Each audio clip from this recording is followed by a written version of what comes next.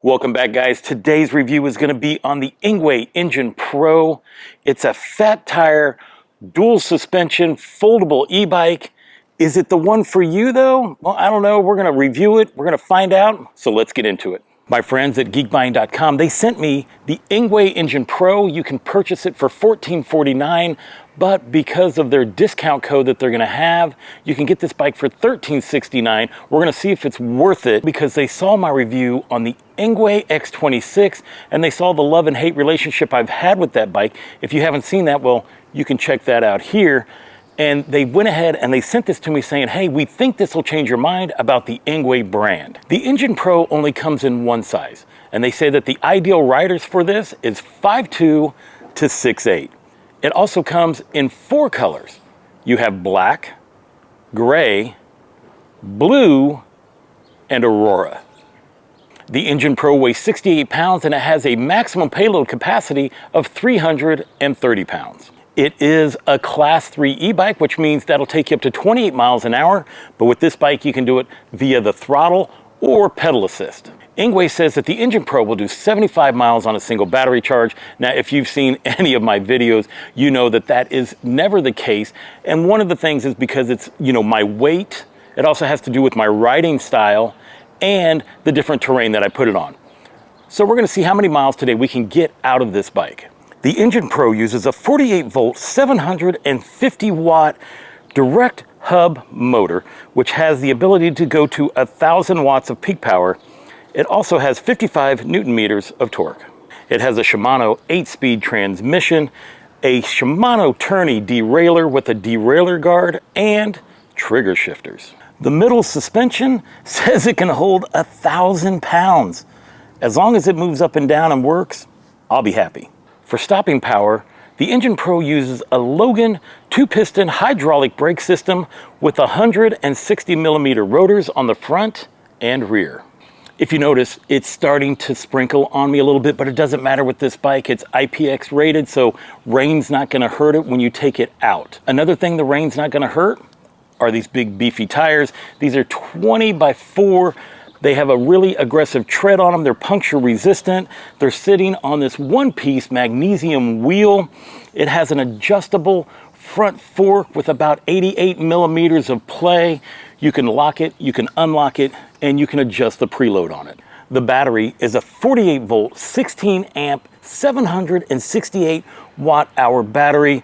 The great thing is that you don't have to take it out of the bike to charge it. There's a little charging port right here, or you can unfold the bike, pull the battery out, and take it to your charger. The charger that this bike comes with goes up to 2.5 amps, giving you a charging time of 7 to 8 hours. One of the unique features that I like with this bike is that it takes a key to start. So if somebody tries to take your bike, they're not gonna get any power to it unless they have this key, and you put the key right in the bottom here, and you turn it to turn it on. Now, you'll have to have that key in the bike all the time while the bike's moving, but whenever you stop someplace, it makes it real easy to just pull the key out. It doesn't stop anybody from stealing your bike, but it will stop them from getting any power to it. Another feature of the Engine Pro is that it comes in with this built-in energy recovery system. I've seen some other reviews, and I don't think we'll be able to use this system while riding around in Chicago. This is more of a system that works whenever you're on a mountainous hill and you're riding down the hill, not providing any power to the bike. It will put that power and regenerate it back into the battery. Unfortunately, this is not a feature that we'll be able to utilize on the streets of Chicago.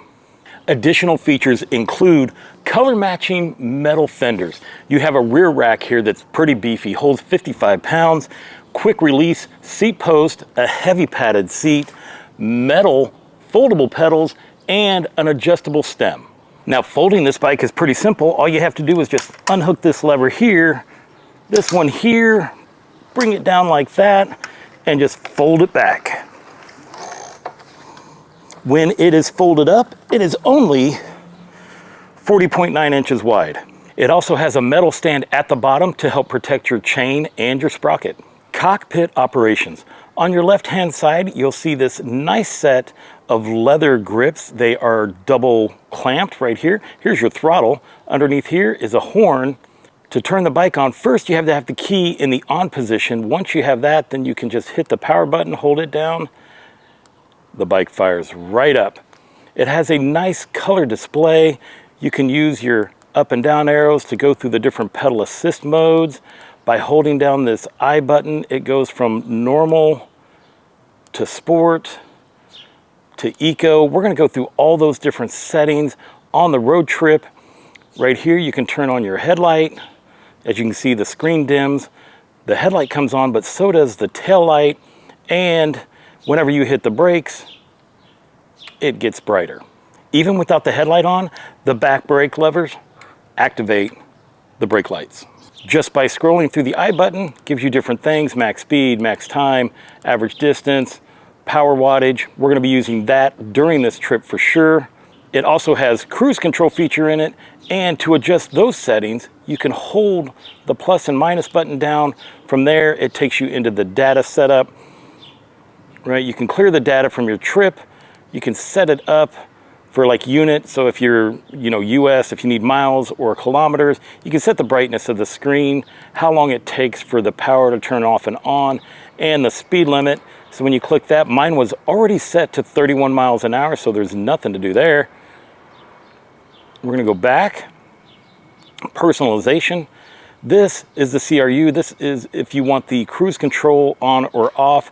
This is the automatic regeneration feed where it puts power back to the battery. Like I said, I'm going to leave it on, but I don't think we're going to be able to use it during this trip. And you can have an auto headlight that senses how much light and turns on automatically. The power set, well, that's where it becomes interesting, because in here you can adjust how much pedal assist 1 through 5. In this power mode, you can also switch from 5 pedal assist levels to 3 to 9. I mean, it gives you a lot of customization. Plus, you can also adjust how much percentages each one of these pedal assist levels have. I'm going to keep it, there's a 1 through 7 as well. Wow, this thing has a lot of functionality. There we go. We're just going to leave it on the 0 to 5, which is what it came with. And now we're back. On the right-hand side, you have your trigger shifters. Here's your gear indicator and your rear brake lever. During the ride, you're going to see this controller on my handlebars, and what this does is I am trying out a new helmet from Basecamp. It's the SF999, and this helmet has turn signals built into it. It's also a Bluetooth activated helmet that is going to allow you to link in with your phone. You can listen to music, you can accept phone calls, you can also adjust the volume of the music that you're listening to with the plus and minus button. I can see it. The sun is about to come out. So what we're going to do is we're going to take this thing out on the road, and we're going to run it through all those different power levels and see how it does. Here on the 606 here in Chicago, this is where I like to test my bikes. And this bike has 3 different power levels, and it has the Eco, which gives you 500 watts of power. It has the Normal, which gives you 750. And then it has the Sport, which gives you 1,000 watts of power. And I think that's really really unique. Hang on a second here. So we're going to see how easy it is to pedal this bike without power, because I might have to do that today. And let me kick it down in gear. We're in gear 4. And we're moving along. This isn't bad. When you have it in 0 pedal assist, it's just you and the bike. The throttle doesn't even work, as I didn't figure that it would. Now, I'm not sure if this bike has different levels of throttle depending on which gear you're in. So let's go ahead and figure that out. We'll stop here. All right, we're on Eco. We put it in pedal assist 1, and we're using the throttle. Let's see how fast it's going to send us. Oh, we're creeping. We're only doing 5 miles an hour. Okay, all right. Let's put it in 2, 9, and 3. Getting 14 miles an hour. 4. A respectable 21 miles an hour in gear 4, or pedal assist 4, and 5. 5 has you doing about 22 miles an hour on flat land. Now we're going to see how fast pedal assist goes without the throttle. Pedal assist 1 in Eco, and we're doing about the same. We're doing about 5 miles an hour. Let's go ahead and kick that up. An easy 10. Pedal assist 3, we're doing 15. Pedal assist 4, we're doing 22 miles an hour. Pedal assist 5, you can easily cruise at 24 miles an hour before the ghost pedaling kicks in. So we are going to turn around and see how it does in the next power level that is normal, which will give us 750 watts of power. We've now switched into normal mode. We're going to do the throttle test and see how that works. We put it in pedal assist 1 for the throttle, and that is taking us 5 miles an hour. Pedal assist 2, you feel that kick in a little bit. And as you can see, it's limiting the amount of power that is going to the motor in these different pedal assist levels. So 2, we're doing 9 miles an hour. 3, it's giving us some more power. 18 miles an hour. Pedal assist 4, we're doing 24 miles an hour. In pedal assist 5, throttle only, we're doing 27 miles an hour. I have turned around. Now we're just going to use the pedal assist, no throttle. We're in normal mode in pedal assist 1. And you can just creep at about 7 miles an hour comfortably. In pedal assist level 2, I am in gear 7. You do about 10 miles an hour. In pedal assist level 3, you'll be cruising about 15 miles an hour. Pedal assist 4. Things start to pick up. Cruise about 24 miles an hour before ghost pedaling kicks in. And I'm pretty sure at pedal assist 5, you're not going to be able to keep up with the pedal assist, but let's see. I can comfortably cruise at 26 miles an hour before I feel like I'm starting to ghost pedal. Time to turn it around again, and we'll try it out in the power mode. We have it in sport mode, and this is just the throttle only test. We are in pedal assist 1. Let's go. So it seems like every level that you have keeps it manageable if you really just wanted to creep, because we're in pedal assist 1 and we're doing 5 miles an hour. You kick it up to 2. I don't really feel that you get the maximum amount of power that you're going to get from it until you get to like that 4th and 5th gear, which totally makes sense. See, we're doing like 9 miles in level 2. All right. Pedal assist 3, we're doing about 14 miles an hour. Let's kick it up to 4. About 23 average in pedal assist 4. Let's kick it up to 5. And we are cruising at 28 miles an hour in pedal assist 5, throttle only. Now we're just going to use pedal assist only, no throttle. We're in level 1. Let's go. Oh, I'm going to get passed by this runner. We are cruising at 6 miles an hour in pedal assist 1 on power mode or on sport mode. Pedal assist 2 takes us to 11 miles an hour. Pedal assist 3, 15 and a half. Pedal assist 4, I'm comfortably at 24 miles an hour. And pedal assist 5, I can do 28, but I can feel like it's starting to ghost pedal, which I'm kind of surprised since it has 8 gears in it that would be the case. But you know, there's other things that come into play, sprocket size, things like that. We have pulled over. We're going to go over the sizing of it. This is the riding height that I have with the bike right now. If you notice, I have my Rock Bros bag on the back. I was able to fit everything in there, and it's such a beautiful day that I didn't want to ride with a backpack going on there. This rack will hold 55 pounds, and this Rock Bros bag fits on it perfectly, and it holds all of my gear.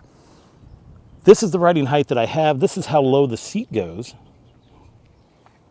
I mean, you'd have to have some pretty short legs for that, but you can't lower this anymore. This is on the lowest setting that it has on the stem.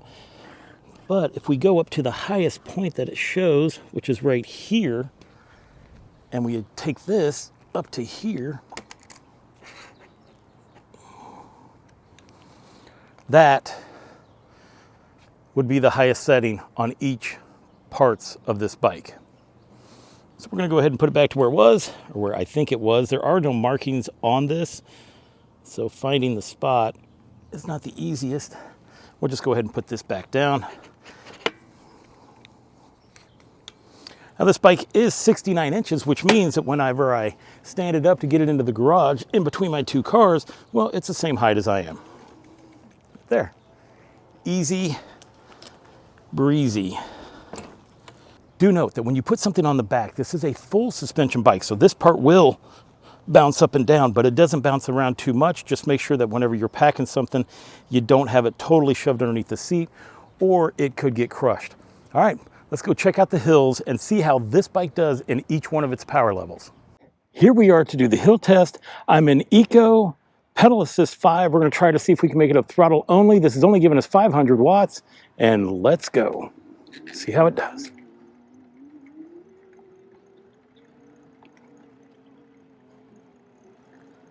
Come on, come on. Oh, we're not gonna make it. Okay, we're not making it. Let's give her another try. This time we're gonna go ahead and put it into normal. That's gonna give us 750 watts of power. We are in normal mode, throttle only. Let's go.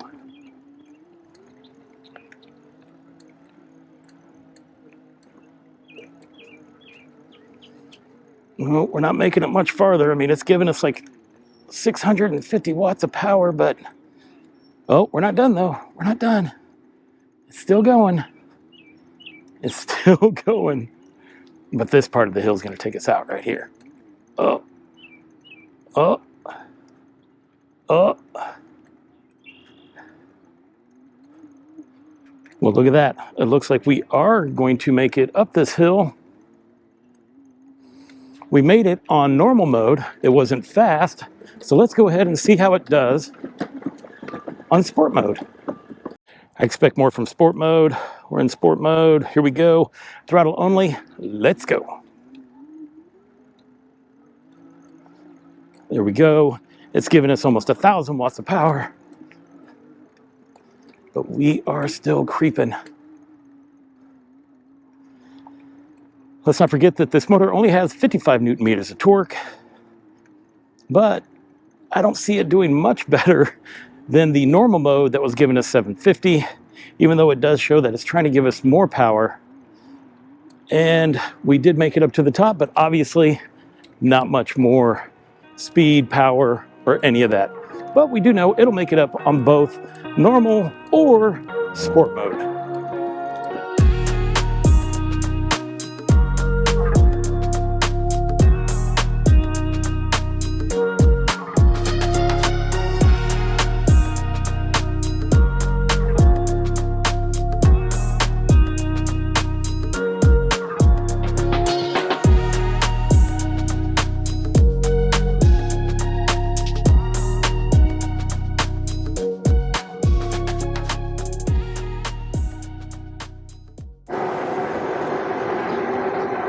I am really enjoying the cruise control on this bike, making it super easy to just cruise into the big city. The full suspension on this bike works really well. I mean, it is just eating up all the roughness of the Chicago street, making this super easy for me to ride. Plus, I feel like I could ride this thing for a long time, which today I will be testing that out. So let's see what happens. What a beautiful day to be out riding a bike and reviewing it. Chicago is in full bloom. It's about 67 degrees. And man, just look at the trails, look at the trees. What an awesome day for a bike ride. All right, guys, I almost messed up. I've just been out here enjoying the day. And then I just happened to look down. I'm like, oh my gosh, we're down to 63% battery. We've gone 17.3 miles so far. And I was like, oh my gosh, I almost forgot to do this part. This bike is great to ride. I mean, come on, this weather, you can't beat it. This weather is perfect for a nice bike ride. We still have some more testing to do. I still have to test the 0 to 20. I still have to do the brake test. And then we still have to make it home. But even if I don't, this weather is going to make the ride comfortable. So let's get going. Here we are doing the speedometer test. As you can see, the speedometer is off about 1 mile an hour. I mean, overall, that's not too bad. We are going to do the 0 to 20 test. Right now, I have it in Eco, and I have it in pedal assist level 5. We're going to give it the go and see how quick it takes to get to 20 miles an hour. Throttle only. It is a slow start in eco mode. feel free to go use the restroom or whatever you got to do.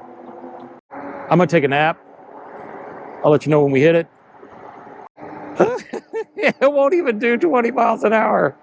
Okay, the closest we get is 19.6, and it took like 50 seconds to do that. Yikes. We are in the normal power mode. We're still having on pedal assist level 5. We're going to do throttle. We're going to hit start and go. The goal is to hit 20 miles an hour. It's got to be faster than eco mode was. All right, like 22, 23 seconds. We are going to try the same thing. We are now in sport mode, pedal assist 5, hit the start button, and let's go. Another slow start. It does start off gently, so it does start off gently. It starts off gentle, so it doesn't throw you off, and oh yeah, now here we go. We're at 20 miles an hour in 11 seconds. All right, after those results, it makes me wonder if I can even hit 20 miles an hour on eco mode using pedal assist, and if I did, how long would that take? Now we're going to go ahead and see if I can hit 20 miles an hour on eco, which I can. I should be able to on eco, and how long that's going to take using pedal assist. I mean, I'm going to use a little throttle to get going, but oh gosh, you heard that crank or that gear kick in. Now we're going. Now we're picking up speed. And it took about 13 seconds in eco mode to hit 20 miles an hour. We are now in normal mode, pedal assist 5. See how long it takes to get to 20 miles an hour. Let's go. Oh, I cheated. I used a little throttle to get going.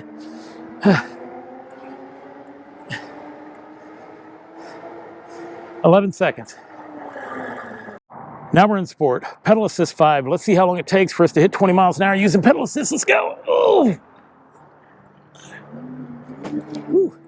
Feel those gears cranking. Ooh. It only took like 8 seconds, but yeah, the gears were not happy about that at all. Oh, yowza. This is the top speed test. I'm going to use pedal assist. I'm going to use the throttle. We're going to see how quick we can get it in. I'm also in sports. I'm in the highest we can go because this is wearing me out. So let's go and see how long it takes to get this thing up to full speed.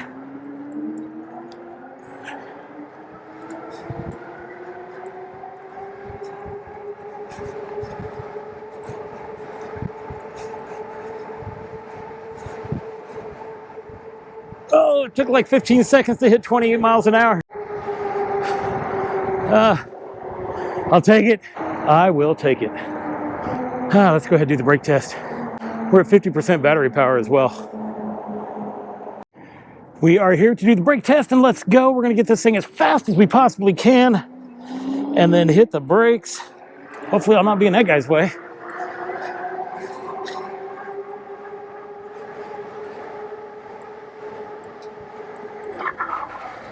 Woo. Ah. Had to beat that bike that was coming behind me. All right, 33 feet is the first one. Let's do it again. We are ready for brake test number 2. Let's see if I can see I had a person behind me last time, so I didn't really look at how fast I was going, but I know it was over 20.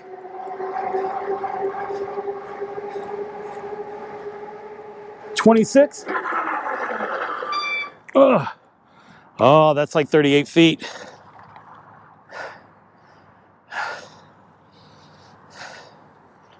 How you doing? Trying, man. Now you're doing it. 36, 37. All right, but we were hauling.